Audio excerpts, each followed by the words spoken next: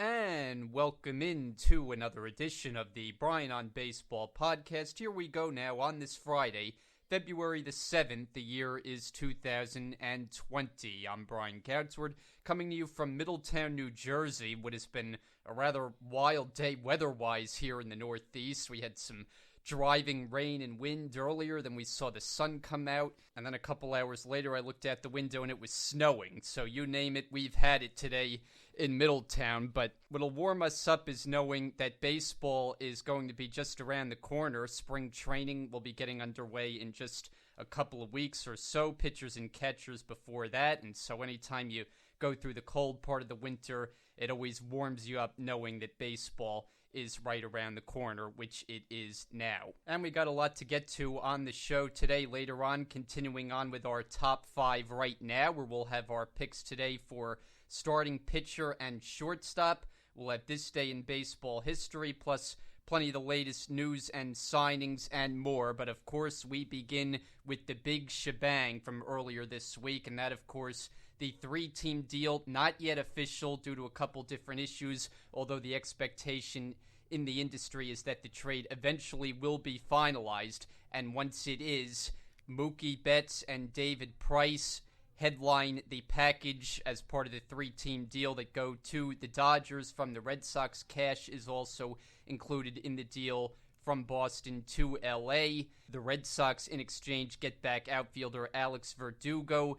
Pitching prospect Brusdar Graterol comes from the Twins, and the Twins jump in as the third member of the deal, and they scoop up Kenta Maeda from the Dodgers. So there's a lot of moving parts with this deal. Obviously, you have star players, superstar players in the deal, cash, prospects, you name it, it's a part of this trade. It's a whopper, and again, it's not yet official, mostly because of some medical concerns with the Twins pitching prospect that would go to Boston should the deal be finalized. Again, the expectation is that it will, but there may be some maneuvering around. There's talk about the Red Sox asking for another prospect in addition. Maybe something totally different ends up happening, but the Dodgers do await getting the big prize of the deal, which, as we know, is Mookie Betts. And you look at this from the Dodgers' perspective, and look, they're already loaded on paper. They were before this trade, and even though it had been a quiet offseason, something that we had discussed in the past, only major league free agent signings they made were Blake Treinen and Jimmy Nelson. So the feeling was the Dodgers had been so quiet that when they did make a move, it was going to be a big splash. And well, this qualifies as just that, as now you get Mookie Betts, again, if the deal goes through, to put in an outfield that already has Cody Bellinger.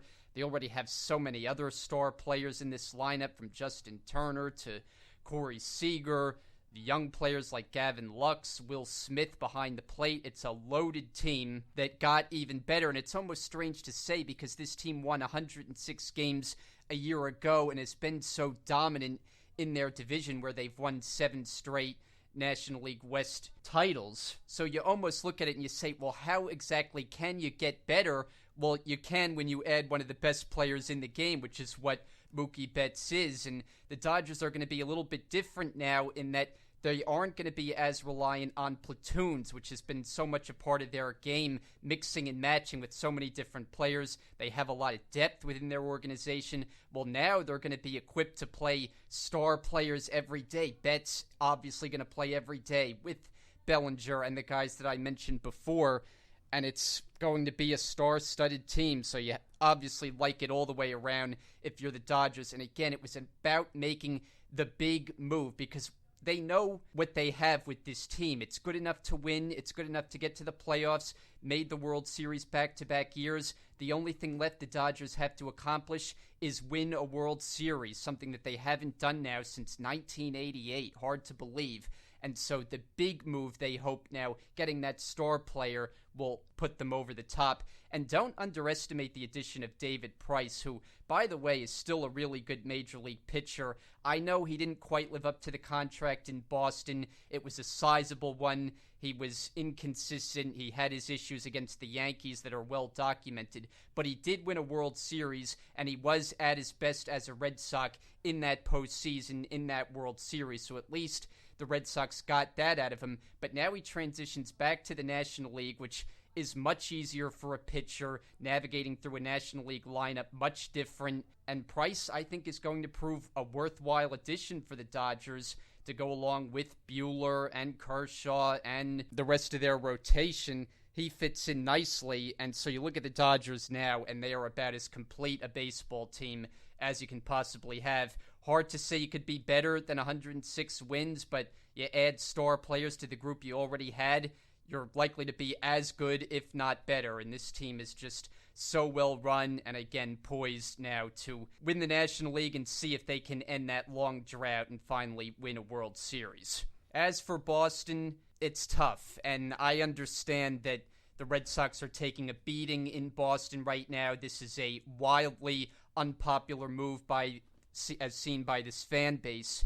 But look, the organization was in a very difficult position in that he only has 1 year before free agency. Obviously, the Red Sox would want to keep him, but it's going to take an enormous contract, and Betts hasn't exactly been willing to meet the Red Sox price range. He's looking to get a contract similar to what Mike Trout got with the Angels. He views himself as, if not on the level with Trout, not far off, and he is one of the best players in the game, but the Red Sox just aren't in a position right now to hand out a $400 million contract, which is what he's looking for. And part of the problem is they're tied up in a lot of high-priced contracts right now that haven't exactly proven very worthwhile, that haven't completely lived up to what they've looked for when you look at the contracts handed out to pitchers. Now, Chris Sale, we know, is an ace. He's had some injuries in recent years, but you had to look at that as somewhat of a no-brainer to lock him up long-term. But the Price contract, which now is moved, that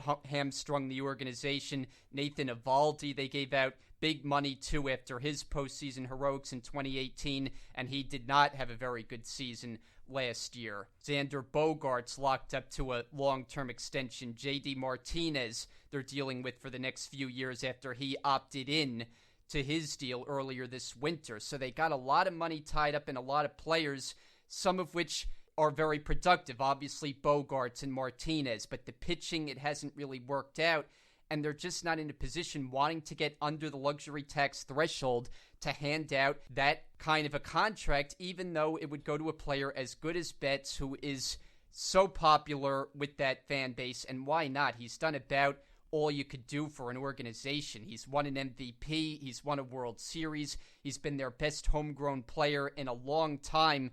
Can do it all on the baseball field. He's great to watch in the field. Great hitter, power, speed. I mean, he's an unbelievable player and a great talent.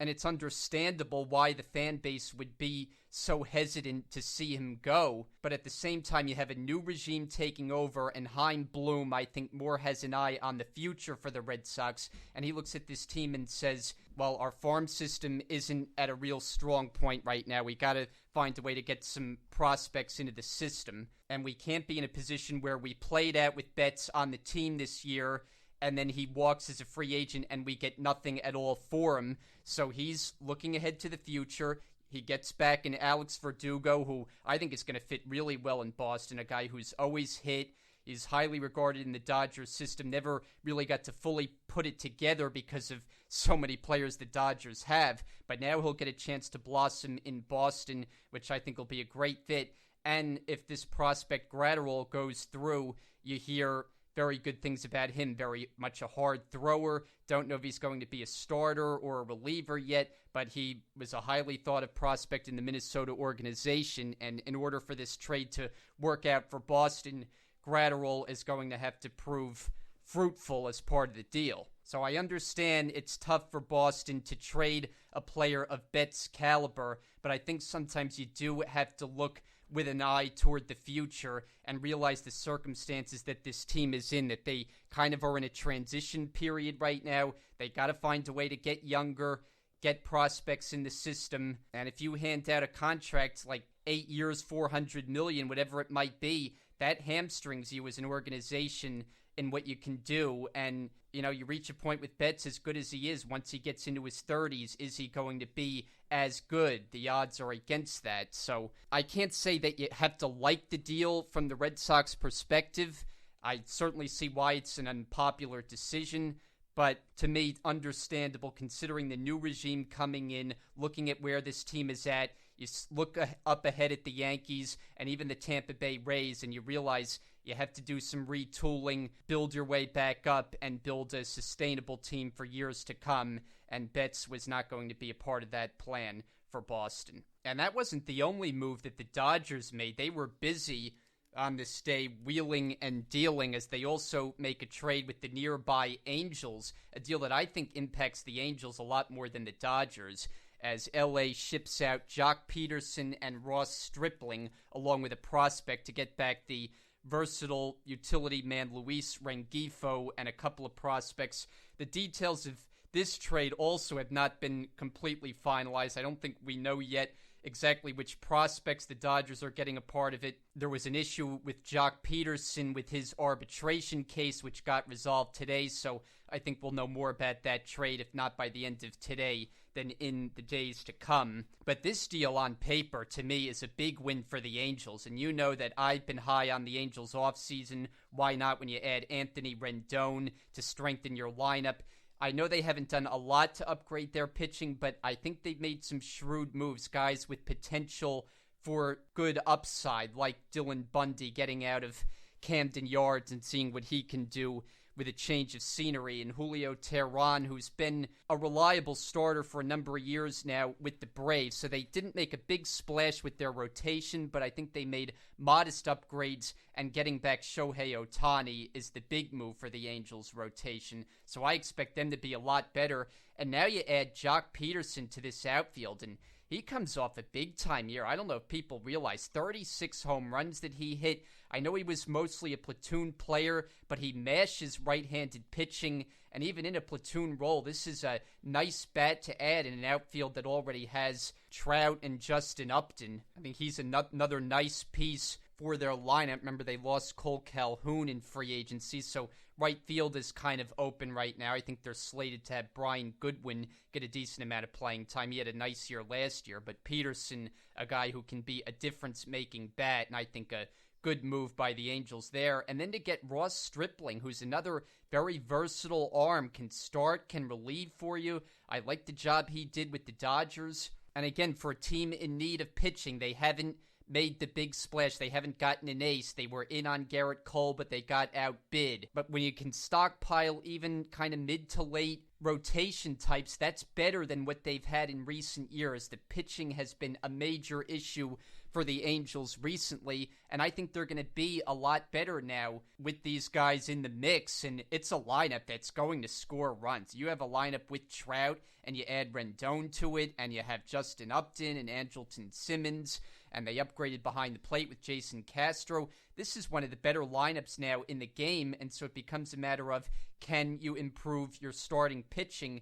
And they've made a good effort in doing that this offseason. I love the addition of Joe Madden as manager. I'm telling you, the Angels are a team to watch in this division. I'm down on the Astros for obvious reasons. The A's are always kind of a year-to-year thing. We know they've been very competitive, but how many years can it really continue? So the Angels, to me, are a wild card contender at the least, and I like what they've done this offseason, most recently now bringing in Jock Peterson. And look, the cost was not exactly significant. I mean, at first when this trade came out, it seemed that it was a one-for-one swap, Peterson for Rengifo, and you said, what? Because Jock Peterson's an awfully productive bat, and Rengifo, he bounces around the infield, plays all different positions, but he's a utility player. He's not a difference maker. He's not an everyday starter. So I looked at that trade with raised eyebrows. Then you see there's other components involved, prospects and Ross Stripling and the like. But overall, I like the deal a lot more from the Angels' perspective. And I think part of the motivation was with the addition of Betts, they don't have as much room in their outfield, and so Peterson became expendable. I think they plan on playing A.J. Pollock a lot more this year after kind of a disappointing year one in his contract with the Dodgers. And so they find a trade partner for Peterson, and the Angels, I think, will take advantage of that. And now moving on to the other big story that's been circulating this week, and this involves one of the local teams, the beloved New York Mets. And every Met fan and any baseball fan that's been following knows exactly what I'm about to address here, and that would be the ownership situation, because I believe it was back in December when suddenly Met fans were giddy. And they were giddy because there were rumors swirling that the Mets were going to be sold to Steve Cohen, who manages a hedge fund. He's a billionaire. He grew up a Met fan, and he was going to purchase a majority stake in the team and would take over full operations of the club in whatever it might be, 3 or 4 years from the Wilpons, who are not popular, to say the least, with the fan base. And Met fans were giddy because they heard what was in Steve Cohen's wallet, and that he was a billionaire,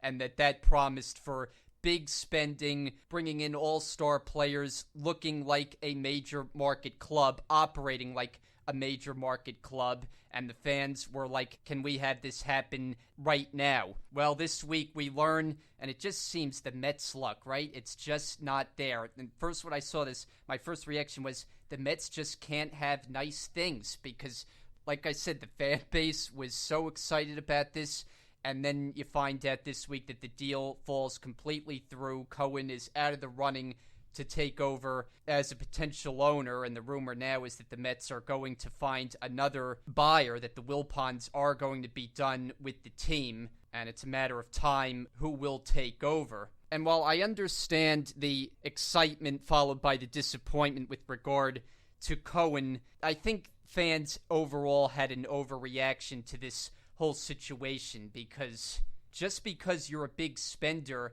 that doesn't guarantee, that doesn't translate automatically to a winning team. And what have we seen a lot in recent years? We've seen a lot of the lower and middle class teams have a lot of success. I think that's more of the model right now than the big payroll. Sure, you're always going to have the Yankees and the Dodgers and the Cubs and those kind of teams. But look, the teams that are contending now, the Oakland A's, the Tampa Bay Rays, the Diamondbacks, all these kind of middle teams, the Brewers, have found a way to be competitive without the big payroll. And one of the reasons is because the best players in the game, at least most of them, they're not getting to free agency. And so it's easy to say that with an owner with all this money and he's going to open up the checkbook and bring in all these star players.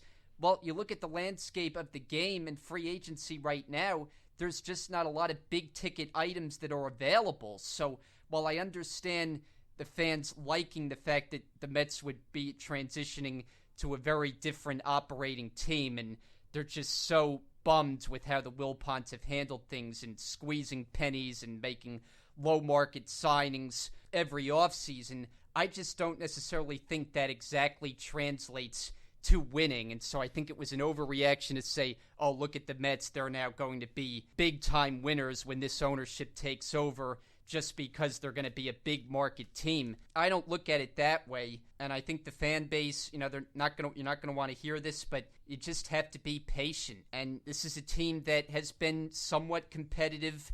Now, they were a winning team last year. They made the World Series not too long ago, followed that up with a playoff appearance. And every year you go in and you don't exactly know what to expect. And I get it. I'm frustrated with the team. I've been following them up close now for a better part of 15 years or more. But I'm just not convinced that approach to go with a billionaire owner was going to be exactly what the team needed. And maybe they end up finding a buyer that is a better fit, that will still spend, but not egregiously, and find a way to build a sustainable ball club. I don't deny that the team needs change. They do, and I think they sorely are needing it, and I'll be happy to see who comes in to take charge, because the Wilpons have frustrated all of us now for years. But the Mets are in a very interesting position right now in that they're fielding a somewhat competitive team. The problem is, though, they're in a very tough division, as I've talked about time and time again, and I just don't know how good they are exactly. And I think one thing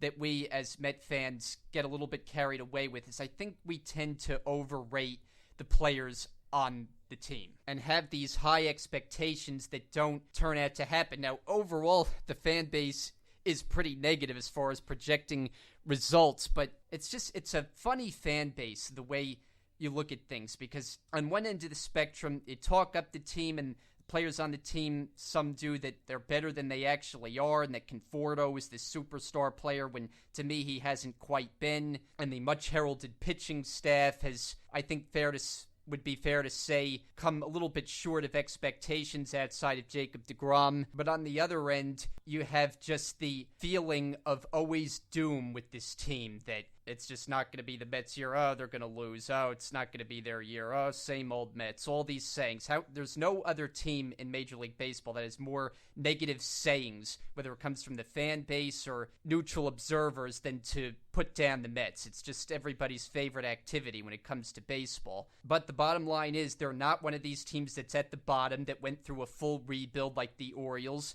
They've been kind of a middle-of-the-road team with always the chance to pop, and the feeling's always been that the rotation all stays healthy, that they just need a couple tweaks here and there, and boom, they can win a World Series. It's always kind of the feeling you get, but most years go by and you're left looking for more, and you're left wondering what exactly happened. And this offseason to me has been another example of that. It's been kind of underwhelming, the additions that they made. Last season they made the big quote-unquote splash, although the early return's not very good on the Robinson Cano Edwin Diaz trade, given the fact they gave up one of their best prospects, who's now, the number 11 prospect in the game, in Jared Kelenic. So in that regard, I think Brody a little bit gun-shy to make a big move this offseason, and so he's mainly just filled out the starting rotation with Rick Porcello and Michael Wacha, hopes that Dylan Betances helps a bounce-back bullpen, which I know he's giddy on. I have to see it to believe it based on how bad they were a year ago. Look, the Mets can win this division. They could finish in fourth. They could come anywhere in between, and I wouldn't be surprised. There's just such a wide range of expectations, wide range of potential results that you could see, and it's no different than any other year. It's just the Mets. They're unpredictable, and you hope, going back to what I was talking about at the start, that the new ownership will revive the team and give them something to feel good about, and that you'll go into each year having a better feeling that the Mets are going to do big things year in and year out. And now I'm going to move into a couple of the latest signings and news from around the game in the last week or so. And this week, the San Francisco Giants have shown a little bit of a pulse this offseason, making a couple of signings. Just today, they agreed to bring back Hunter Pence, who was something of an icon for them, helping them win World Series. Had probably the best years of his career in San Francisco. Well, now he's back after a resurgent year in 2019 in Texas. The Giants bring him back as part of their outfield mix. And then just a couple of days ago, they agreed to terms with the former Met fan favorite, Wilmer Flores, on a 2-year deal. And Flores was a fan favorite in New York because of the clutch gene. He really endeared himself to the Met fans. Came up big in big moments, walk-off home runs, big hits, and of course, the tears after you thought he was going to be traded for Carlos Gomez and that fiasco that fell through, which fortunately for the Mets it did, because Carlos Gomez isn't that good, but that's a story for another day. Bottom line is Flores was really liked among the fan base, had a quietly very good year in Arizona, hit well above 300, and so now he gets himself a 2-year deal in San Francisco. I have not spent a lot of time talking about the Giants this offseason, and that's because there hasn't really been that much to discuss. I mean, they're kind of in transition right now, not quite in full-on rebuild mode like some of these teams, the Orioles and the Tigers, but they said goodbye to Madison Bumgarner earlier this offseason. Bruce Bochy retired as the longtime manager. Gabe Kapler steps in that seat now. Farhan Zaidi's taken over baseball operations, so they're kind of in a state of flux. They haven't been good the last few years after all their success in the early part of the last decade, and they're trying to find a way to restock this club, a team that is so popular in San Francisco that in those good years, wow, did they pack that ballpark, and it was a sight to see. Giant games in San Francisco with the ballpark filled, that setting just beautiful right on the bay. I mean, it's such a good place for a baseball game, and they had so many good years, and now they're going through a lean period and trying to get things rebooted out west. Elsewhere in that division, as we go back to the Dodgers, and just the other day, they agreed to extend one of their own, Max Muncy, to a 3-year deal worth $26 million. Really a good story for Muncy, a guy who was a cast-off in Oakland. Nobody knew who he was, and he came to the Dodgers and has completely blossomed into an all-star caliber player, a big-time power threat, now the regular first baseman for the Dodgers, and now gets himself a 3-year extension. And then on the minor league deal front, the former Yankee Greg Bird, who showed promise early on in his career, but he's just battled so many injuries, a sad story, unlike Muncy, just the opposite for Bird, who will try to get things restarted after signing a minor league deal with the Texas Rangers. And then a couple other pieces of news, as not very good news for the Bronx Bombers.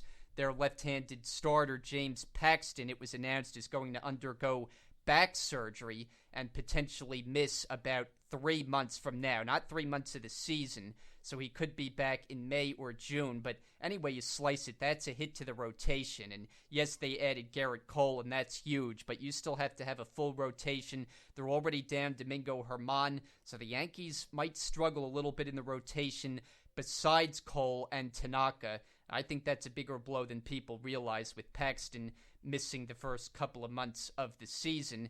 And then also reports coming down today, and again, not yet official, and I guess that's just how it goes in Boston these days. We're still waiting for Betts to officially move across the country, and reports coming down today that the Red Sox are going to name Ron Roenicke their new manager. That position open following the dismissal of Cora. Spring training about to begin pretty soon. The Red Sox are kind of a mess right now, right? I mean, they traded their best player if the deal goes through. Until today, they didn't have a manager and still don't officially. We're still waiting on the resolution from Major League Baseball's investigation looking into their team for the 2018 season. So there's just a lot of issues going on with the Red Sox right now, and they just can't like where they're at as the season is about to begin. Roenicke, though, is an experienced manager, worked in Milwaukee, had some good years there. The interesting part about it, though, is that if there are ramifications that come of the investigation, Roenicke was on the staff with Cora, so that's kind of an odd dynamic. That was one of the reasons the Astros didn't promote Joe Espada and instead went outside the organization and went with experience with Dusty Baker. The Red Sox don't go that way and opt to promote one of their own with Roenicke to the manager's seat. Now, I was going to do the top 5 right now, as I said in the open, with the shortstops and starting pitchers, but full disclosure, I left my notes at home, so I'm going to save that for next week. Maybe we'll add another position to do for next week. So instead, we're going to go straight into this day in baseball history, and it was on this day, February the 7th, back in 1994, when the Chicago White Sox signed basketball legend Michael Jordan, you might have heard of him, to a minor league contract. After playing one unproductive season for the Birmingham Barons, Jordan returned to the NBA. And I'd say that was more of his calling. And finally today for the 9th inning, and when I heard this late last week, I said this is exactly going to be the topic for the 9th inning, and that was Curtis Granderson deciding to hang it up, calling it quits after a 16-year career. A fine career that Granderson put together, playing for both of the locals. You remember him starting out in Detroit, which he thinks himself as a Tiger, and why not? That's who drafted him, developed him, and had very productive years there. Became a different kind of player once he went to the Bronx. Kind of became more of an all-or-nothing hitter, back-to-back 40 home run seasons. But all in all, a terrific career. I mean, the batting average wasn't there. That suffered once he made it a point of emphasis to hit home runs. Wound up at 249 for his career, but 344 home runs, close to 1,000 career RBIs. And perhaps more importantly than all the statistics that he put up, which were good, is the fact that he's just such a well-liked guy within the game and such a great ambassador for the game for his whole career. All the work that he does with the community, the school in Chicago. I mean, he's just a first-class citizen by all accounts. And at the end of the day, it's not about the numbers you put up, it's the legacy that you leave behind. And Granderson exemplified that about better than anyone. So hats off to him on a great career, but more importantly, being a stand-up guy that was well-liked by all of his teammates and now figures to do great work in retirement in the community and continuing on what he did while he was a player. So Curtis Granderson calls it quits after 16 seasons. And finally, I want to give a shout out to Christopher Mad Dog Russo, who many of the listeners I'm sure know is one of the iconic voices in sports broadcasting, going back to Mike and the Mad Dog, and now hosting his own show on SiriusXM, and of course High Heat on MLB Network. And recently I reached out to Mad Dog. I had gotten a hold of his contact information and sent him an email to see if I could get his advice as to how you work your way up in the industry. And after a couple of weeks, he got back to me saying he would give me a call. He did, gave me some nice advice. I then got to meet him in person a couple days later. It's always nice when people in that kind of position do nice things for people who are looking to be in their shoes one day. And so I just wanted to give him a shout out, one of my favorite people in sports broadcasting. How can you not like him? So entertaining, that unique voice, energetic style, incredible knowledge of all sports, but baseball is his number one. And so I was just thrilled to have that opportunity to speak with one of my idols in the industry. And with that, that'll close this edition of the Brian on Baseball podcast. Thank you for joining us today. Again, we'll have baseball on the field not too far from now. So pretty soon when we're on here for the podcast, we'll actually be breaking down games on the field. Won't that be fun? And the warmer weather will be here, which I know a lot of you are looking forward to as well. So our thanks, as always, go to Dylan DePrado. He's not here today. He is out in Los Angeles after getting invited to a Yu-Gi-Oh event, so we thank him for joining us on the show last week, and know he's having a good time out west as we speak. And I will talk to you again next week. I'm Brian Goudsward. Feel free to follow me on Twitter at Brian Goudsward. Have a good rest of your day, and we will see you again next week. Take care.